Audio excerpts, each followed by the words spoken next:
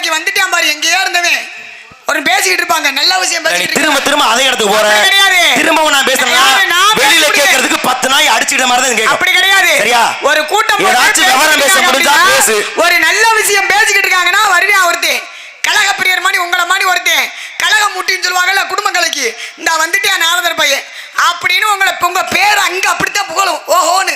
அதனாலதான் உங்க பேர் வைக்கிறது கிடையாது.